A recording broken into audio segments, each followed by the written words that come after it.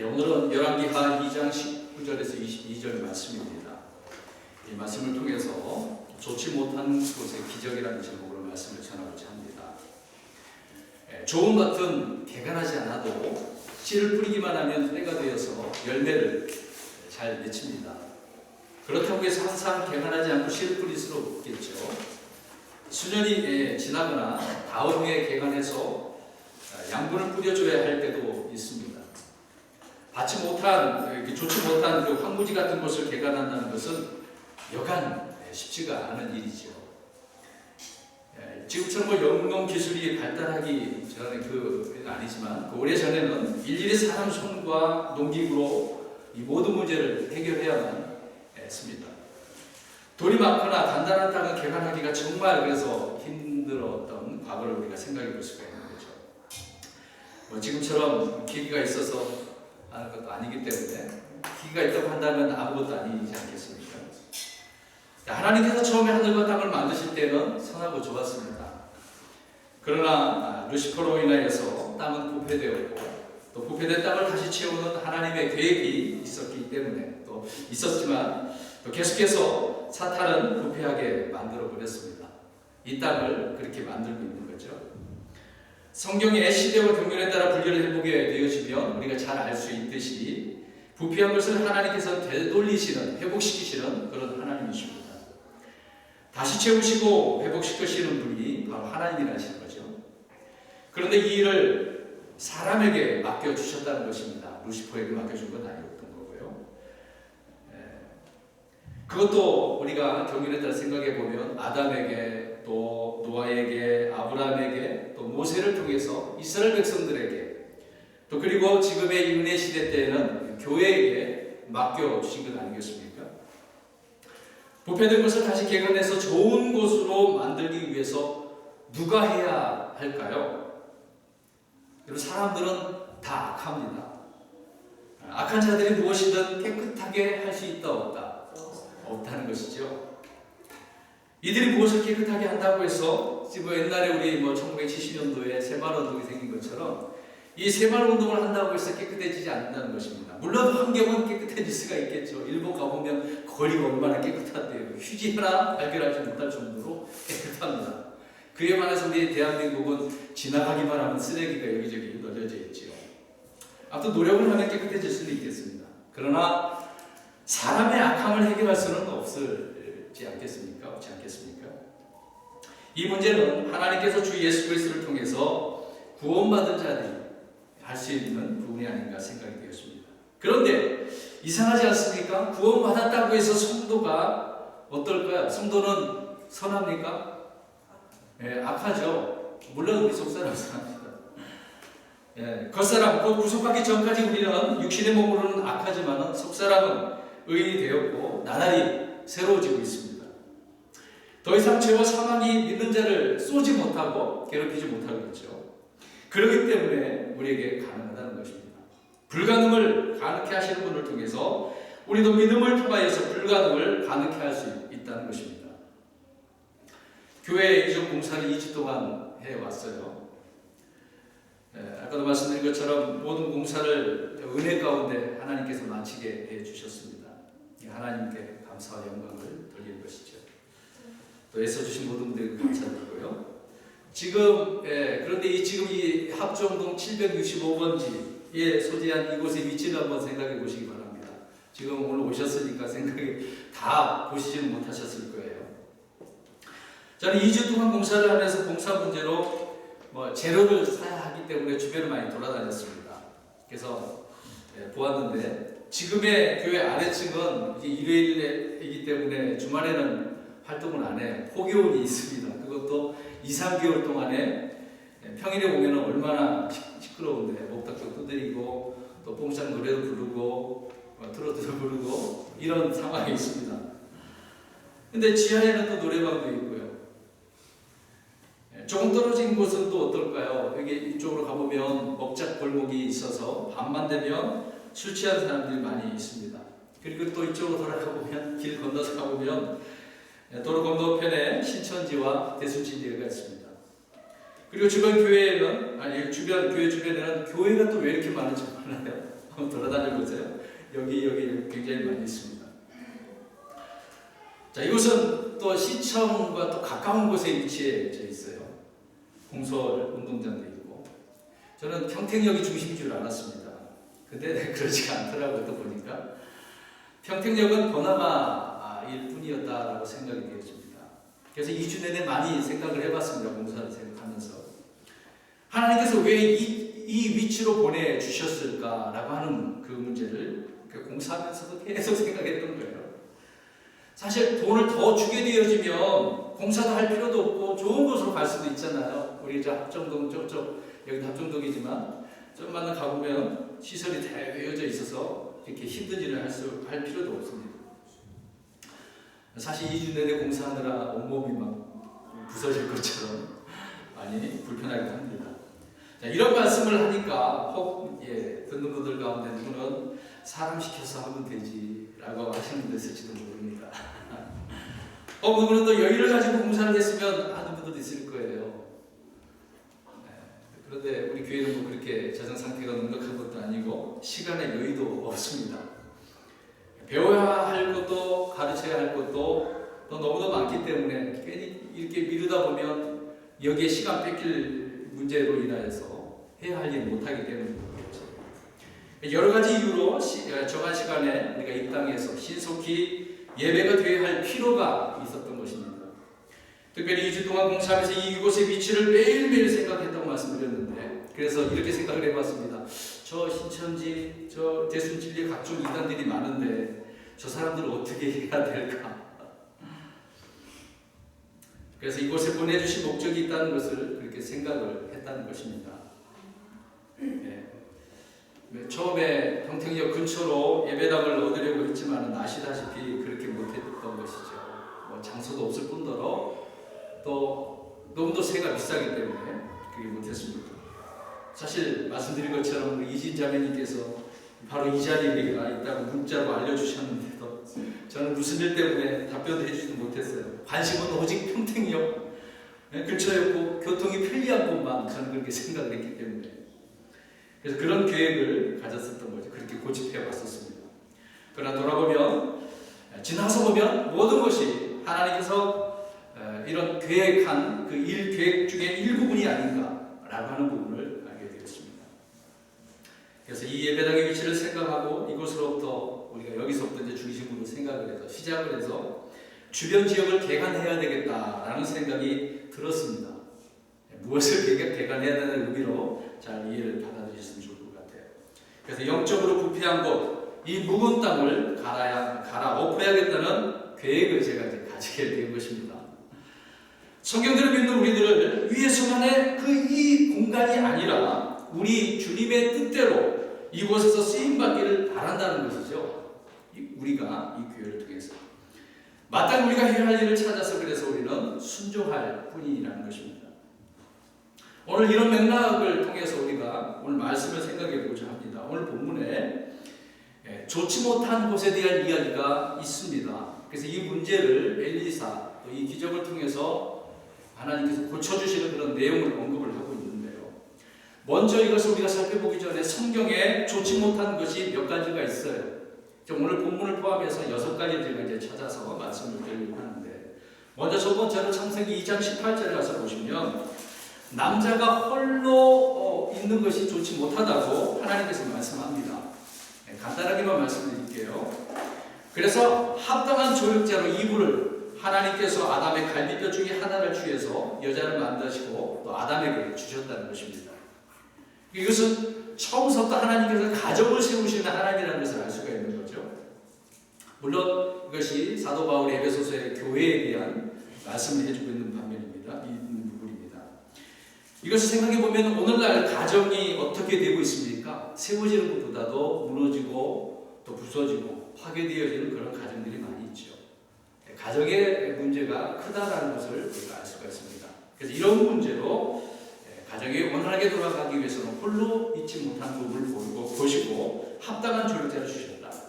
그 다음에 두 번째로 느헤미야 5장 9절에 가서 보시면 느헤미야는요, 백성들을 학대하는 귀족들과 치리자들에 대한 이야기를 하고 합니다. 그들의 행하는 바가 좋지 못하다고 이야기를 하고 있어요. 소유하고 거래하는데 이 사람들은 같은 유대인인데도 불구하고 그렇게 걸지 못했다라고 이야기를 하고 있는 것입니다. 그러다 보니까 같은 유대인들을 학대했다는 거예요. 이들은 고리대금업자였습니다. 심지어 자기 같은 민족을 종으로 사고팔고 하는 그런 일을 했던 거예요. 율법적으로도 전혀 어긋난 그런 행위를 했던 사람들입니다. 지금의 현대는 어떻습니까? 자, 이런 고리대금은 공식화죠. 이스라엘은 이스라엘 내에서만 금지하고 있지만 이방인에 대한 이교도들에 대한 부분은 허락을 하고 있기 때문에 어떤 이 시대는 공식화하고 있습니다. 부익부 빈익빈 시대. 자, 이런 시대는 과거나 현재나 마찬가지로 계속해서 갈 수밖에 없겠죠. 자, 아무튼 느헤미야는 이런 문제, 귀족들과 치리자들이 좋지 못한 행위들에 대한 이야기를 하고 있습니다. 세 번째로는 잠언서 20장 23절에 가서 보면 오늘 이 말 찾아보는 이 말씀이 오늘 말씀과도 연관이 있기 때문에 그렇습니다. 20장 23절에 거짓된 저울은 좋지 못하다고 말씀을 하고 있습니다. 저울을 정직하게 해야 되는데 서로 다른 추로 무게를 달아서 속인다는 이야기죠.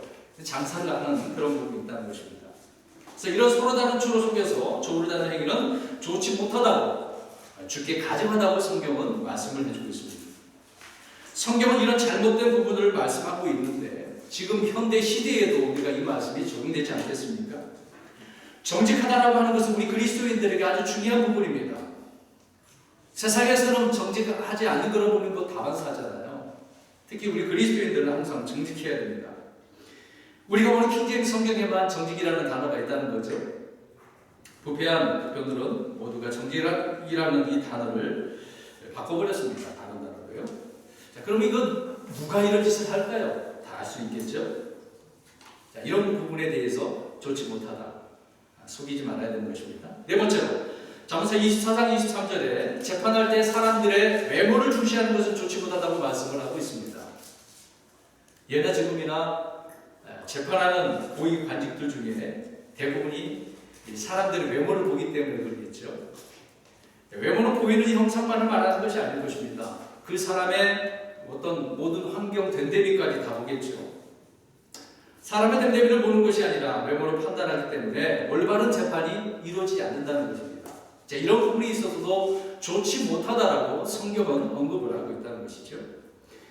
다섯 번째로 잠언서 25장 27절에 꿀을 많이 먹는 것이 좋지 못하다고 이야기하고 있습니다. 여러분, 꿀을 많이 먹으면 좋은 것처럼 생각하잖아요. 근데 그게 아니라는 것입니다. 꿀을 많이 먹게 되어지면 구토 증상이나 설사가 있게 되어집니다. 적당히 먹어야 되는데 과도하게 먹었다는 거예요. 근데 그 구절을 잘 보시면 꿀을 이야기하면서 그 다음에 대조해서 설명을 합니다. 사람들이 자기 영광을 구하는 것은 영광이 아니니라 라고 말씀을 하고 있어요. 꿀은 자기 영광이라고 하는 이 단어하고 대조해서 지금 말씀을 해주고 있습니다. 이렇게 말씀하고 있는 이유가 무엇이겠습니까?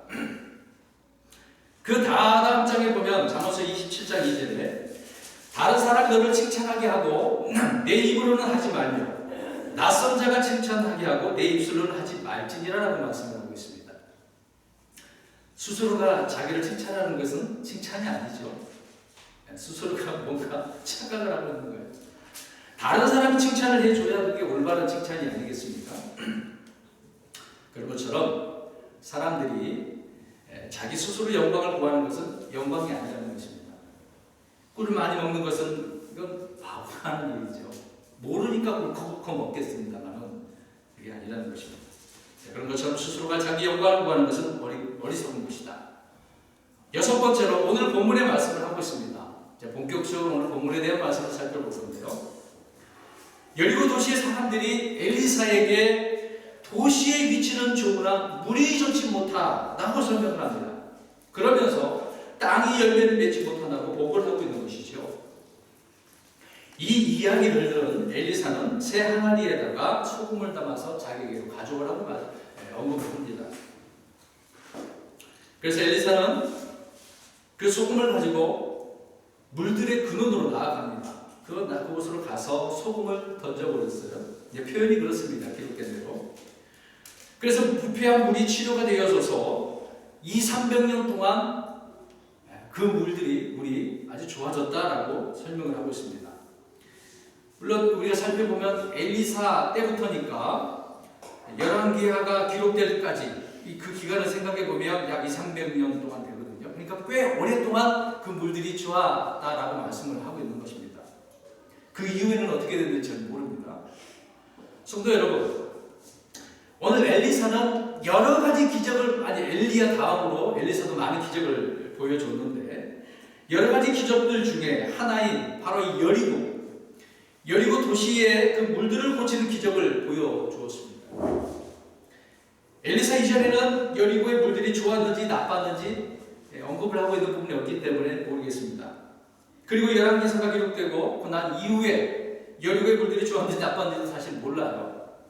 아무튼 그 당시 현재의 여리고의 물들은 부패되어 있었다는 것입니다. 본문에 기록된 말씀을 생각하면서 그래서 우리 교회의 상황과 우리 모든 삶과 비교해서 말씀을 적용해 보려고 합니다. 오늘 여기에서 우리가 생각해 보는 바가 세 가지 주 관점을 우리가 볼 텐데요.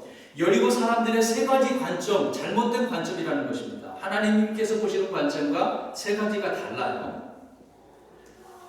여리고 사람들은 도시 위치는 좋다라고 지금 이야기를 하고 있습니다. 물론 사실 그 여리고 위치가 대단한 것이죠. 여호수아가 이제 여리고 성벽을 무너뜨리고 그 안에 점령을 할 때 그 도시가 얼마나 튼튼했습니까? 난공불락의 그 성벽, 그 도시, 좋은 도시였던 거죠. 그러나 이곳은 저주가 임한 곳이었습니다. 말씀드린 것처럼 여호수아가 정복하고 나서 기초를 쌓을 때, 문들을 쌓을 때 맏아들과 그 다음에 둘째 아들이 죽게 된다고 그 저주까지 해버리지 않습니까? 그 말씀이 열왕기상 16장 34절에 그 저주가 이루어졌어요. 히엘이라고 하는 사람이 기초를 놓으니까 자기 맏아들이 죽어버렸단 말이죠. 그 다음에 계속 지다가 문들을 놓게 되어지니까 둘째 아들이 죽게 됐다는 거죠. 막내 아들이. 사람들은 항상 눈에 보이는 것으로 그래서 판단을 하는 거예요. 잘 보세요. 여리고 사람들이 도시의 위치가 어떻다고 이야기합니까? 좋다라고 이야기하고 있어요. 여러분 이 합정동 지역이 어떻다고 생각하십니까? 별 안 좋은가요? 자기가 보는 눈으로 보면 좋은 곳인 줄을 그렇게 착각을 한다는 것입니다. 잘 보셔야 돼요. 롯도 그렇지 않습니까? 아브라함과 헤어지고 난 뒤로 어디를 바라보았던 거죠? 소돔과 고모라. 롯도 그렇게 보인 거예요. 네? 동산처럼. 여러분 생각해 보시기 바랍니다. 저주받은 곳이라고 한다면 그곳에 살고 싶겠어요?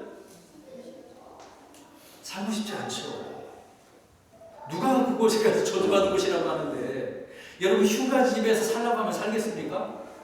그러니까 세상에서 표현하는 이야기는 귀신 나온다고 한다는데 저는 상관없습니다. 그 땅을 준다고 얼른 부탁했습니다만은 준다는데 거기서 하룻밤 자면은 준다고 하는 그런 얘기도 있더라고요. 그런 데 있으면 제가 한번 갔다 와보려고요. 하나도 안 무섭거든요. 그러니까 저주받은 곳이라고 한다면 살고 싶지 않죠.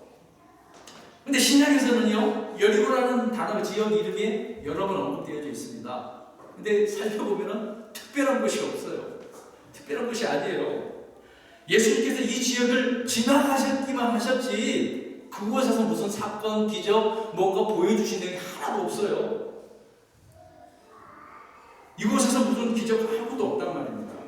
여리고 지역 그 이름을 언급하면서 이렇게 기록되어 있어요. 주님께서 떠나실 때에, 그리고 떠날 때에 이르니라, 가까이 오셨을 때에, 들어가 거기를 지나가시더라. 이런 식으로만 언급되어져 있단 말입니다. 잘 생각해 보십시오. 그렇게 성경은 말씀을 하고 있네요. 이것을 생각해 보십시오. 이렇게 성경은 여리고가 좋지 않은 곳이라고 말씀을 하고 있습니다. 그런 곳인데 사람들은 어떻게 보인다고요? 좋아 보인다니까. 의도가 무엇일까요? 다 자기가 생각하는 대로 판단하는 것이 문제라는 것입니다. 그 다음에 계속해서 보겠습니다. 이 문제를 또 기억해 두시고 바랍니다. 세 가지 말씀드리죠. 첫 번째였으니까. 두 번째로는 물이 좋지 못하다고 이야기합니다. 위치는 좋다고 했지만 물이 좋지 못하다. 그래서 잘 생각해 보세요. 사람들은 지금 물이라고 했습니다. 잘 보셔야 돼요. 물이라고 했는데 엘리사는 뭐라고 이야기합니까? 사람들은 물이라고 했는데 물들이라고 했단 말이죠. 단수와 복수 차이입니다. 여러분 그냥 넘기서는 안 돼요. 단수 복수를 잘 보셔야 돼요. 생각해 보세요. 사람들은 그럼 물이라고 그랬으니까 한 지역, 한 곳만 생각한다는 말이죠. 한 부분만. 사람들은 한 곳만 문제를 해결하면 될 것이라고 생각하는 거예요. 그런데 엘리사가 보는 관점은 한 곳이 아니라는 거예요. 물들이라고 표현했습니다. 문제가 하나가 아니라는 거예요. 이들의 문제는 지금 하나만 생각하고 있잖아요. 물, 워터. 엘리사는 워터스라고 되어 있어요. 복수 썼단 말입니다. 사람들은 생각하는 거예요. 이것 하나만 해결하면 될 것이라고 생각하는 거예요. 위치는 좋으니까 물만 해결하면 다 될 것이라고. 그래서 처음에 제가 시작할 때 말씀드리지 않았습니까? 하나님께서 하늘과 땅을 선하고 좋게 만드셨다고 말씀드렸잖아요. 항상 그래서 처음으로 돌아가야 돼요. 처음으로. 엘리사는 이 점을 간파하고 물들의 근원으로 나아간 것입니다. 물들을 치료하기 위해서 어디로 가야 된다고요? 근원, 물들의 근원으로. 그곳에 그래서 나아가서 소금을 던진 것입니다. 치료하기 위해서.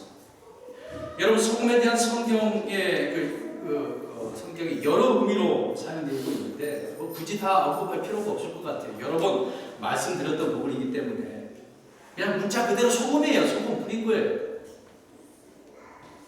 소금의 목적은 성경에 보면은 원약을 맺을 때나 방부제나 어떤 치료, 맛을 낼 때 쓰는 것이 아니겠습니까? 본문에는 치료의 목적으로 사용된 거예요. 다른 의미는 없습니다. 아무튼 엘리사는 물들의 근원, 수원지, 여기 설명드려야 되겠네요. 물들의 근원을 치료해야 된다고 말씀을 하고 있는 겁니다. 그러니까 수원지, 그 근원, 근본, 처음 시작한 곳, 시작의 문제를 이야기하고 있는 것이죠. 이 시작의 문제를 엘리사는 바로 잡으려고 했다는 것입니다. 물들의 문제가 아니고 시작의 문제라는 것입니다. 처음 시작이 잘못되면 모두가 잘못되기 때문에 그런 것이죠. 성경도 그렇습니다. 성경 문제를 바로잡지 못하면 평생을 헤매고 다니는 거예요. 구원관도 잘못되면 평생을 구원받지도 못하고 지옥하는 사람들이 한둘이겠습니까? 그냥 교회 생활만 하는 종교인들이 넘치고 있어요. 구원 안 받았는데 구원 받은 것처럼 스스로가 착각하는 사람들.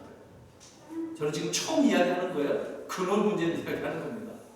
엘리사도 지금 근원으로 갔잖아요. 모두가 처음의 문제라는 것을 우리가 알 수가 있습니다. 그래서 물들의 근원에 대한 성경의 몇 가지로 언급한 부분도 있겠지만 우리가 이 부분을 우리가 생각해 보면 좋을 것 같아요. 그래서 이 근원, 근본, 처음 이 시작의 문제를 엘리사는 바로 잡는다라고 하는 부분을 우리에게 말씀을 해주고 있는 것이죠. 그 다음에 세 번째입니다. 계속해서 사람들은 땅이 열매를 맺지 못한다, 맺는다. 맺지 못한다라고 말씀하고 있습니다. 그런데 엘리사는 하나 그대로 이야기하지 않아. 하나 먼저 앞에서 붙여서 말씀한 부분이 있습니다. 하나님 말씀 대언하면서 뭐라고 이야기합니까? 뭘 하나 거기다 더 추가적으로 말씀을 하고 있을까요? 죽음에 대해서 한 가지 더 언급하고 있다는 겁니다. 우리가 문맥을 잘 읽었으면 좋을 것 같아요. 사람들은요, 땅이 열매를 맺는 문제만 보고 있다는 겁니다.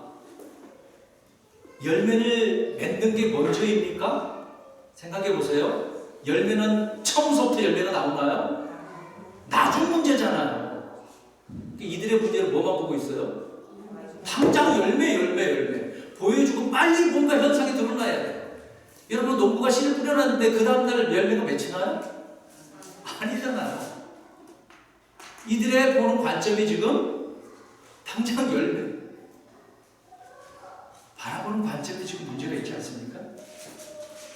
그러나 엘리사는 거기에서부터 죽음이나 죽음 이것을 먼저 언급을 하고 있는 것입니다. 곧 부패한 물들은 죽음을 가져온다는 것을 알 수가 있는 거죠. 여러분, 죽음 대신 뭐가 기록을 되어져 있어야 되죠? 죽음의 반대. 네, 생명이 언급되어야죠. 근원이 잘못되어지니까 죽는다는 거죠. 죽음이라고 하는 것이 있다라는 것을 이야기해 주는 것입니다. 처음이 중요한 거예요. 처음. 근원들을 해결하지 못하면 열매를 맺지 못하는 것은 둘째이고, 먼저가 죽음이라는 것입니다. 죽음을 가져오게 하는 그 근본의 문제가 더 중요하다라는 것임을 말씀해 주고 있는 것입니다. 눈앞에 보이는 문제만 보면 정작 보아야 할 아주 중요한 부분을 보지 못할 수도 있다는 겁니다. 여러분, 오늘 여리고 사람들의 보는 관점 다 옳은 이야기였습니까? 아니었잖아요. 여러분, 이 지역을 지금 제가 처음에 이야기했잖아요. 왜 우리 교회 상황 이야기했을까요? 이쪽으로 제가 고민했다고 그랬잖아요. 봉사하면서. 좋아요? 안 좋아요? 보기에는 안 좋잖아. 근데 위치는 좋아요? 안 좋은 거예요? 잘 생각해 보세요. 근데 위치는 뭐 여기저기 따질 필요가 없어요. 다 좋은 곳이에요. 내가 그것을 어떻게 사느냐가 문제가 되지 않겠습니까? 아주 중요한 부분을 보지 못하는 것입니다. 이것이 하나님이 보시는 관점, 사람이 보는 관점입니다. 여러분, 건물 30년 된 건물이더라고요. 보니까 얼마나 낡았어요. 지금 뭐 이것저것 해놔서 좀 깨끗하게 보일 뿐이죠. 이렇게 낡은 건물, 새 건물도 많은데. 그렇지 않습니까? 주차장도 없고, 아침 일찍서부터 여기 주차하기 어렵더라고요. 그런데 엘리사는 물들의 근원으로 나아가 소금을 던지며 자기가 말을 했는데, 자기 말이니까 누구의 말입니까? 잘 보셔야 돼요. 엘리사 스스로가 자기 이야기 한 건가요? 예. 주가 이같이 말하노라, 이렇게 이야기합니다. 내가 이 물들을 고쳤으니, 그건 아니죠. 자기가 아니라 내가 누구죠? 하나님이죠. 주님이시죠. 주님이 이 물들을 고쳤으니 다시는 거기에서부터 죽음이나 열매를 맺히지 못하는 땅이 생기지 아니하리라. 네. 엘리사는 하나님의 말씀을 대언한 거예요. 곧 엘리사가 고친 것이 아니었다는 것입니다. 물론 엘리사를 통해서 기적이 일어난 것이죠. 엘리사는 주님께서 고치셨다고 말씀하고 있는 것입니다. 여러분, 치료하시는 분은 누구시에요? 하나님이셔요. 사람이 아니라는 겁니다. 물론 우리가 사람을 통해서 치료할 수도 있겠죠. 사람의 손을 통해서, 의술을 통해서, 뭐 약을 통해서, 어떤 기술을 통해서 여러 방면으로 뭔가 고칠 수 있는 부분도 있겠죠. 그러나 근원을 치료해야 된다는 겁니다. 근본의 문제를.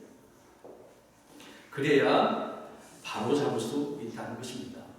바로 이 문제를 해결하시는 분이 누구시라고요? 예, 하나님이시라는 것을 우리가 믿어야 된다는 것입니다. 믿으시기 바랍니다. 네.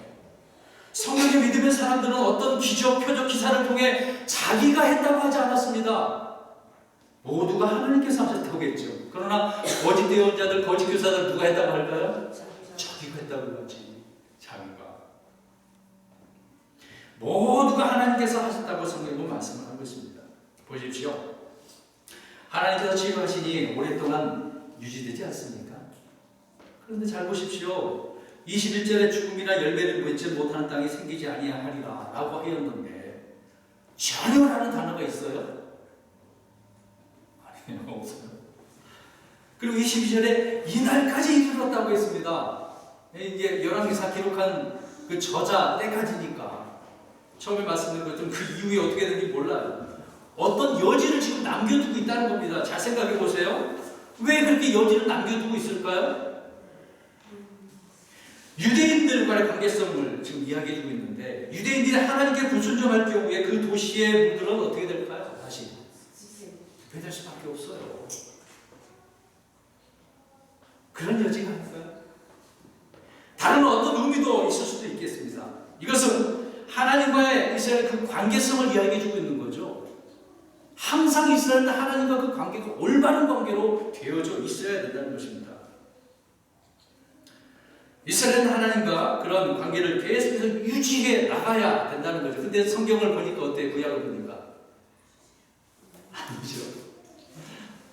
열왕기서 이제 그 역사적인 그 왕들의 시대가 끝나면 포로로 잡혀가잖아요.